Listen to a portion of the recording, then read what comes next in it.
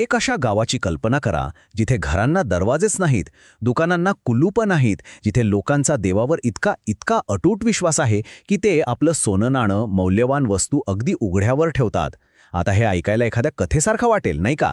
पण हे खरं आहे, हे वास्तव आहे आपल्या महाराष्ट्रातल्या शनी शिंगणापूरचं. कधी विचार केलाय की जर विश्वास, फक्त विश्वास हेच आपलं कुलूप असतं तर कसं असतं आपलं जग? म्हणजे आपल्याला सुरक्षित राहण्यासाठी खरंच या भिंतींची, या कुलपांची गरज आहे का? आणि गंमत म्हणजे भारतात एक असं गाव आहे जिथे लोक हा विचार जगत आहेत प्रत्यक्षात, जिथे विश्वासच त्यांचं संरक्षण करतो. चला तर मग आज आपण या अद्भुत गावाच्या श्रद्धेची गोष्ट ऐकूया.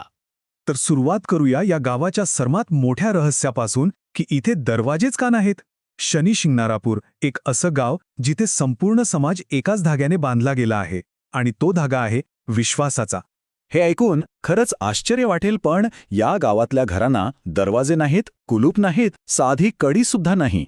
लोक आपले पैसे, दागिने सगळं काही अगदी सहजपणे उघड्यावर ठेवतात. का? कारण त्यांचा एकच विश्वास आहे की गावाचं दैवत शनिदेव त्यांचं चोरांपासून रक्षण करतात.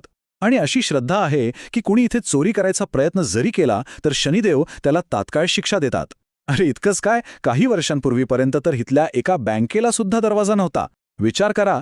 पण प्रश्न हा आहे की हा इतका दृढ विश्वास आला कुठून? लोकांच्या मनात तो कसा रुजला?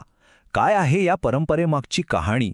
या सगळ्या प्रश्नांची उत्तरं आपल्याला मिळतात सुमारे 350 वर्षांपूर्वी घडलेल्या एका अद्भुत घटनेत. एका अशा घटनेत जिने या गावाचा चेहरामोहराच बदलून टाकला. तर गोष्ट आहे साधारण 350 वर्षांपूर्वीची. तेव्हा या भागात एक मोठा पूर आला होता. सगळं काही वाहून गेलं. पूर ओसरल्यावर काही गुराखी पांच नाल्याच्या काठावर गेले आणि त्यांना तिथे एक विचित्र गोष्ट दिसली. एक मोठी काळी शिळा एका झाडात अडकलेली. साहजिकच कुतूहल म्हणून एका गुराख्याने आपल्या काठीने त्या शिळेला टोचलं आणि त्याच क्षणी एक चमत्कार घडला. त्या दगडातून, त्या शिळेतून रक्त वाहू लागलं. हे पाहून सगळेच जण प्रचंड घाबरले आणि त्यांनी गावात धाव घेतली. आणि मग त्याच रात्री शनिदेवाने गावातल्या एका व्यक्तीच्या स्वप्नात येऊन दृष्टांत दिला. त्या स्वप्नात शनिदेव काय म्हणाले माहितीये? ते म्हणाले, मी शनिदेव आहे आणि मी तुझ्या गावात राहण्यासाठी आलो आहे. मला कोणत्याही छताची गरज नाही. मला उघड्या आकाशाखालीच राहू दे. मी तुझ्या संपूर्ण गावाची सगळ्या संकटांपासून रक्षा करेल. पण त्यांनी हेही सांगितलं की ती शिळा हलवण्यासाठी काही खास अटी आहेत. आणि या अटीसुद्धा खूपच वेगळ्या होत्या. पहिली अट होती की ती शिळा फक्त सख्खे मामाभाचे मिळूनच उचलू शकतात. आणि दुसरी अट की ज्या गाडीतून ती शिळा न्यायची त्या गाडीला फक्त काळ्या रंगाचे आणि नात्याने मामाभाचे असलेले बैलच जोडले पाहिजेत. जेव्हा गावकऱ्यांनी या दोन्ही अटी पूर्ण केल्या तेव्हाच ती शिळा आपल्या जागेवरून हलली. आणि याच एका घटनेतून, याच आख्यायिकेतून काही खास परंपरा सुरू झाल्या. अशा परंपरा ज्या आजही तितक्याच श्रद्धेने पाळल्या जातात. चला बघूया काय आहेत या परंपरा. यातली सगळ्यात महत्त्वाची प्रथा म्हणजे शनिदेवाला तेल वाहण्याची. आता यामागे दोन प्रमुख कारणं सांगितली जातात. पहिलं म्हणजे ज्योतिषानुसार असं मानतात की तेल अर्पण केल्याने आपल्या आयुष्यावरचा शनिग्रहाचा जो वाईट प्रभाव असतो, जसं आपण 7.5 म्हणतो, तो कमी होतो. आणि दुसरं कारण जोडलेलं आहे एका पौराणिक कथेशी.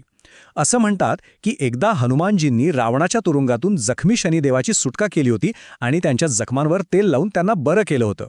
आणि याच कथेनुसार तेव्हा प्रसन्न होऊन शनिदेवाने हनुमानाला एक वचन दिलं. ते म्हणाले, जो कुणी भक्त मला तेल अर्पण करेल त्याचं दुःख मी नक्की कमी करेन. आणि हे वचनच या परंपरेला आणखी बळ देतं आणि लोकांचा विश्वास अधिक घट्ट करतं. तर आता आपण या श्रद्धेच्या मुळाशी जाऊया. म्हणजे शनिदेव नक्की कशाचं प्रतीक आहेत? लोकांना त्यांची भीती वाटते की भक्ती, हे समजून घेणं खूप महत्त्वाचं आहे. कारण बघा, अनेकदा शनिदेव म्हटलं की लोकांना शिक्षा आठवते, भीती वाटते. पण खरं तर शनिदेव हे शिक्षा देणारे देव नाहीत, ते न्यायाचे देवता आहेत. म्हणजे ते प्रत्येकाला त्याच्या कर्माचा फळ देतात, चांगलं किंवा वाईट जे असेल ते. ते एक प्रकारच्या वैश्विक न्यायाचं प्रतीक आहेत. ते आपल्या धीराची, आपल्या प्रामाणिकपणाची आणि आपल्या कष्टांची जणू परीक्षाच घेत असतात. म्हणजेच मूळ विश्वास हा शिक्षेच्या भीतीवर नाही तर कर्माच्या सिद्धांतावर आहे. शनिदेव म्हणजे न्याय, शनिदेव म्हणजे कर्म, शिक्षा नाही. हेच त्यांच्याबद्दलचं खरं सत्य आहे. आणि या सगळ्या विश्वासाचा, या श्रद्धेचा जिवंत पुरावा काय असेल? तर तो आहे हा आकडा 0. हो 0.